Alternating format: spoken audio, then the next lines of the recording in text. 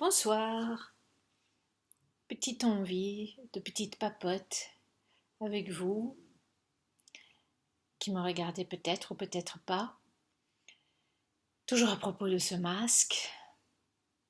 Donc, je suis allée à Berlin, accompagnée d'une personne.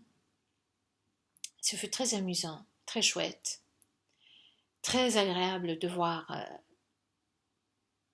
tant de monde sans masque, parler entre nous, vivre cette relation totalement naturelle, totalement bienfaisante d'être comme ça entre nous et de ne pas avoir peur l'un de l'autre.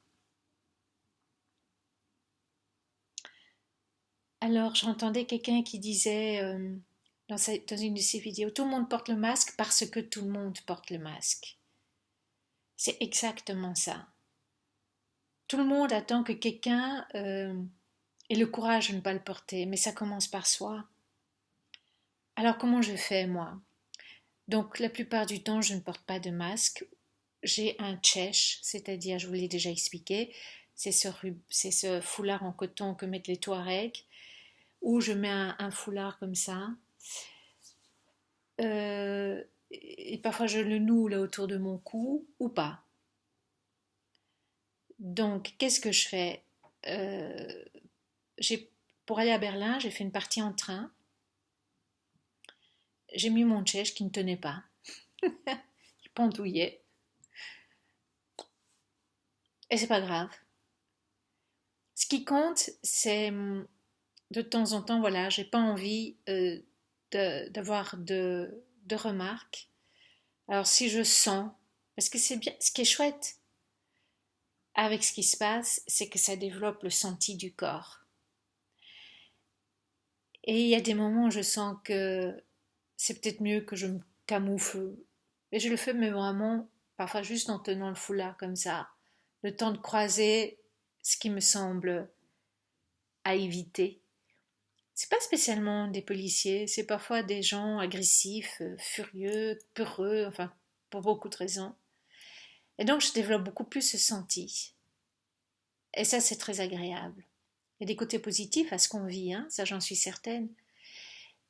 Mais je n'attends plus que les autres, qui que ce soit, les autres humains, ou ceux qui pensent qu'ils nous gouvernent et qu'ils ont le droit de diriger notre santé et qui pensent qu'ils ont le droit de nous imposer tout ce qu'ils nous imposent, parce qu'on obéit.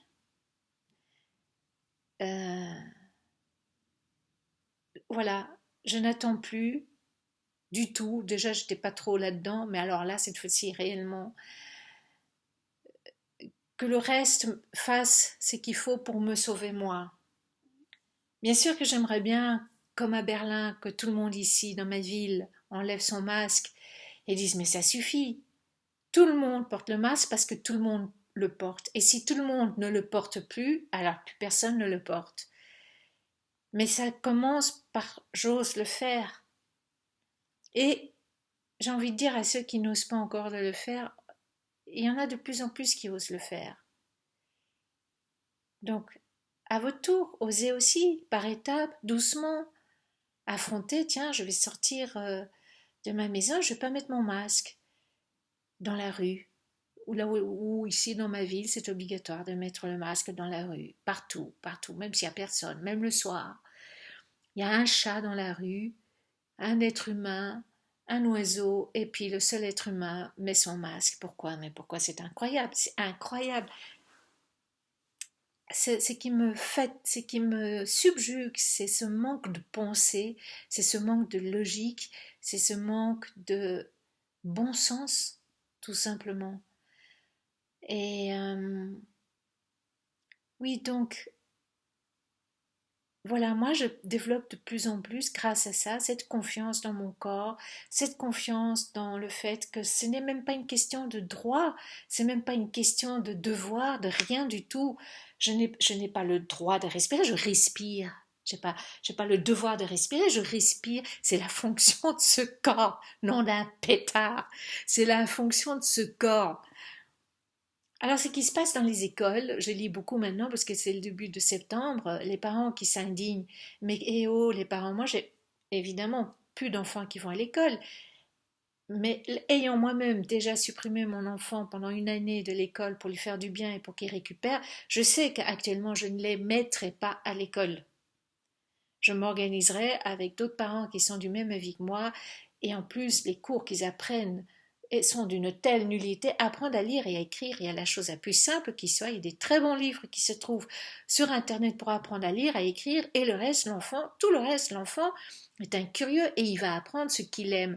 Je vous conseille vivement, vivement, je le mettrai en lien en dessous de la vidéo, d'écouter André Stern, ou je vous mettrai sur la vie. Ou non, vous n'avez qu'à chercher dans ma playlist. J'ai une playlist qui s'appelle Unschooling, où il y a énormément de témoignages de parents ou de possibilités de ne pas mettre des enfants dans une école et même pas de les obliger à suivre des cours par correspondance ou quoi que ce soit. Ils apprennent par eux-mêmes et parce qu'ils adorent.